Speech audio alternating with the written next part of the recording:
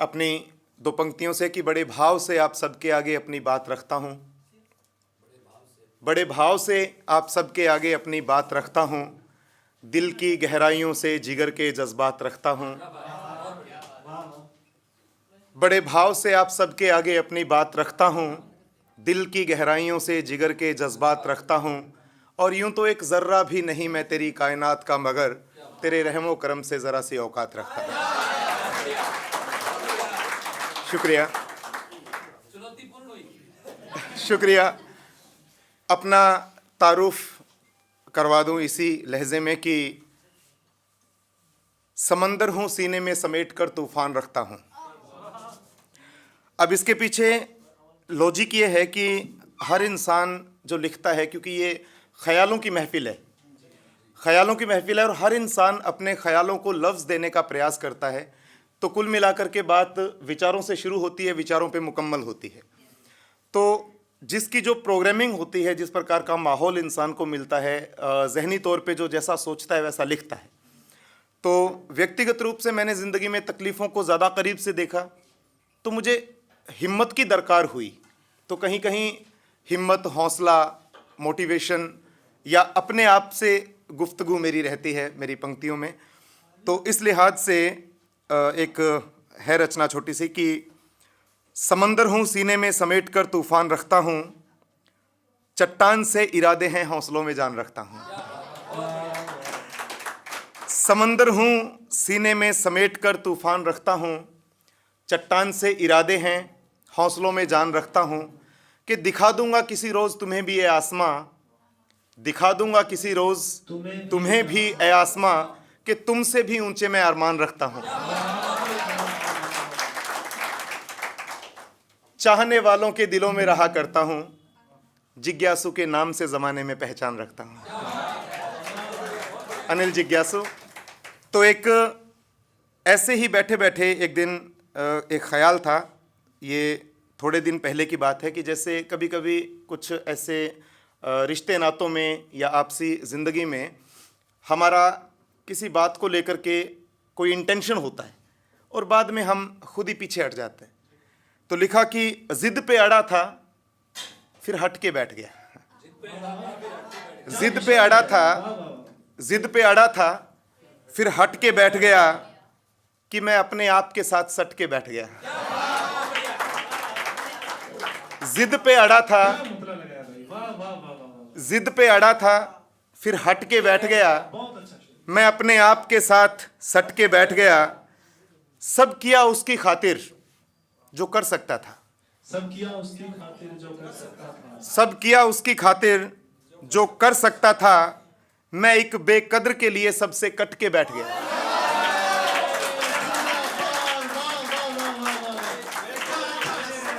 सब किया उसकी खातिर जो कर सकता था, मैं एक बेकद्र की खातिर सबसे कट के बैठ गया।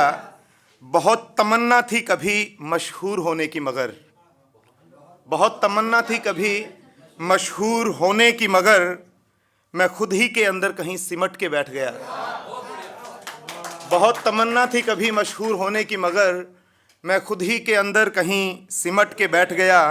एक मुद्दत के बाद देखा है अपना ही साया मैंने, एक मुद्दत के बाद देखा है अपना ही साया मैंने। मैं अपने साये से लिपटा और लिपट के बैठ गया।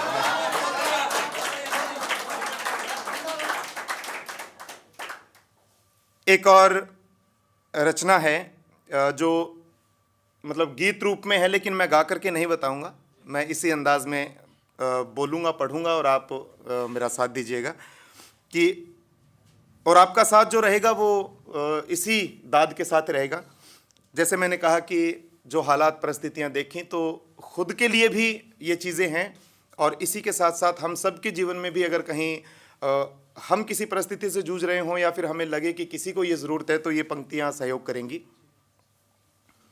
एक दीप जलाकर आशा का, एक दीप जलाकर आशा का जीवन को रोशन करना है।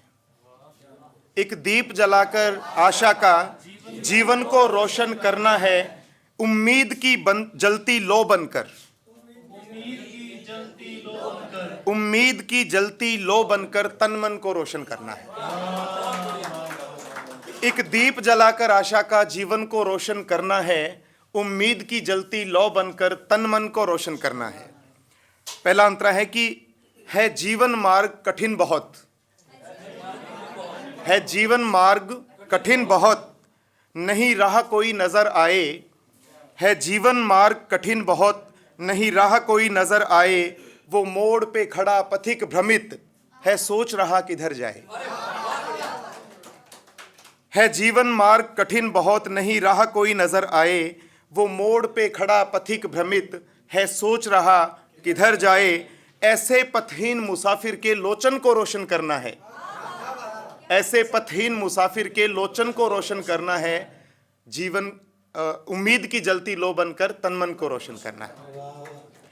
अगला अंतरा है कि दुख आग लगा दे खुशियों को, दुख आग लगा दे खुशियों को, उम्मीद का बाग उजड़ जाए। दुख आग लगा दे खुशियों को, उम्मीद का बाग उजड़ जाए। दुख आग लगा दे खुशियों को, उम्मीद का बाग उजड़ जाए। जब तिनका तिनका बिखरा हो, जब तिनका तिनका बिखरा हो, जब संकट घोर उमड़ आए। दुख आग लगा दे खुशियों को, उम्मीद का बाग उजड़ जाए। जब तिनका तिनका बिखरा हो, जब संकट घोर उमड़ आए। ऐसे में प्राण फूंक नर में, जब इस ऐसी सिचुएशन हो तो ऐसे में प्राण फूंक नर में, जन जन को रोशन करना है। उम्मीद की बनती लौ बनकर तन मन को रोशन करना है। कुछ और पंक्तियां की जीवन से हारे लोगों की उम्मीद बिखरती जाती है। जीवन से हारे लोगों की उम्मीद बिखरती जाती है। अफसोस ज़दा जीवन घड़ियां यूं व्यर्थ गुजरती जाती हैं। जीवन से हारे लोगों की उम्मीद बिखरती जाती है। अफसोस ज़दा जीवन घड़ियां यूं व्यर्थ गुजरती जाती हैं। इन सुनी आंखों में, इन सुनी आंखों में आशा के स्वप्न को रोशन करना है। उम्मीद की जलती लौ बनकर तन मन को रोशन करना है। अंतिम बंद है इसका कि जीवन से लड़ने वालों को इस जात पात से क्या लेना। जीवन से लड़ने वालों को, एक आम आदमी, यानी बड़े कंट्रोवर्शियल मुद्दे उठते हैं जहां पर एक आम आदमी को सिर्फ अपने जीवन यापन की पड़ी होती है, उसके लिए एक ख्याल है कि जीवन से लड़ने वालों को इस जात पात से क्या लेना, क्या धर्म की चर्चा से मतलब, मजहब की बात से क्या लेना। जीवन से लड़ने वालों को इस जात पात से क्या लेना, क्या धर्म की चर्चा से मतलब, मजहब की बात से क्या लेना। जिज्ञासु मानव जीवन में सृजन को रोशन करना है, कि जिज्ञासु मानव जीवन में सृजन को रोशन करना है। उम्मीद की जलती लौ बनकर तन मन को रोशन करना है।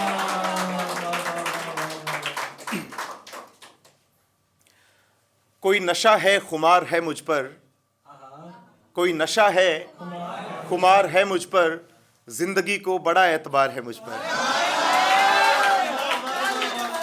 कोई नशा है खुमार है मुझ पर, जिंदगी को बड़ा एतबार है मुझ पर। कुछ कर गुजरने की जिद पे चला हूं, कुछ कर गुजरने की जिद पे चला हूं, शायद कोई धुन सवार है मुझ पर। कुछ कर गुजरने की जिद पे चला हूं, शायद कोई धुन सवार है मुझ पर। और मुश्किलें रोक सकती नहीं कदम जिज्ञासु के, बड़ी अहम जिम्मेदारियों का भार है मुझ पर। तो मेरे ख्याल से समय हो गया है, तो मैं दो अंतिम पंक्तियां निवेदित करते हुए आपसे इजाज़त चाहूँगा। और उसमें मैं चाहूँगा कि एक ऐसी रचना है कि जिसमें आज के दौर में, जैसे मतलब एक आदमी महंगाई के ज़माने में जो अपने परिवार को पालने की कोशिश करते हैं, और उस आदमी की तकलीफ़ को मैंने दो चार पंक्तियों में लिखने की कोशिश की है। एक लाचार और बेबस की तड़प इन पंक्तियों में नजर आएगी, जो बहुत कोशिश करता है। आप सुन रहे हैं ना मुझे ध्यान से? हाँ जी, ठीक है। लिखा है कि इस महंगाई के ज़माने में प्रयास करते करते जब चीज़ें पूरी नहीं पड़ती, तो उस तकलीफ़ को एक जगह बयान किया कि हर एक मुंह तक अब निवाले नहीं जाते। परिवार के जितने सदस्य होते हैं जी आप सभी ने भी शेर पढ़ने हैं, आप इनके शेर पे तवज्जो नहीं मिलेगी तो बहुत नाइंसाफी है फिर ये इनके साथ। आप भी थोड़ी देर में शेर पढ़ने वाले हैं, है ना? और ये क्या है, ये जो चीज़ है वो लगभग हर उस आदमी की तकलीफ है जो आदमी जद्दोजहद करता है और महंगाई बहुत है। जब चीज़ें पूरी नहीं पड़ती तो वो बैठ कर के सोचता है कि हर एक मुंह तक अब निवाले नहीं जाते, महंगाई बहुत है साहब, बच्चे पाले नहीं जाते। हाँ, क्या अच्छा शेर है। हर एक मुंह तक अब निवाले नहीं जाते, महंगाई बहुत है साहब, बच्चे पाले नहीं जाते। एहसास तो मुझे भी है हर एक फ़र्ज़ का, लेकिन एहसास तो मुझे भी है हर एक फ़र्ज़ का, लेकिन मजबूर हूँ मेरे अपने मुझसे संभाले नहीं जाते। एहसास तो मुझे भी है अपने हर एक फ़र्ज़ का, लेकिन मजबूर हूँ मेरे अपने मुझसे संभाले नहीं जाते। और लोग समझाते हैं मुझे कि खर्च कम किया करो, लोग समझाते हैं मुझे कि खर्च कम किया करो। ये सब खर्च जायज़ हैं साहब जो टाले नहीं जाते। ये सब खर्च, हाँ, लोग समझाते हैं मुझको कि खर्च कम किया करो, ये सब खर्च जायज़ हैं साहब जो टाले नहीं जाते। और कभी हर एक ख्वाहिश, हर जिद मेरी पूरी की थी माँ बाप ने, कभी हर ख्वाहिश, हर एक जिद पूरी की थी मेरे माँ बाप ने, मगर अफसोस कि अब मुझसे वो संभाले नहीं जाते। मायूस हो गया हर तरफ से जिज्ञासु इस कदर, मायूस हो गया जिज्ञासु हर तरफ से इस कदर कि एहसास भी अब लफ्ज़ों में ढाले नहीं जाते।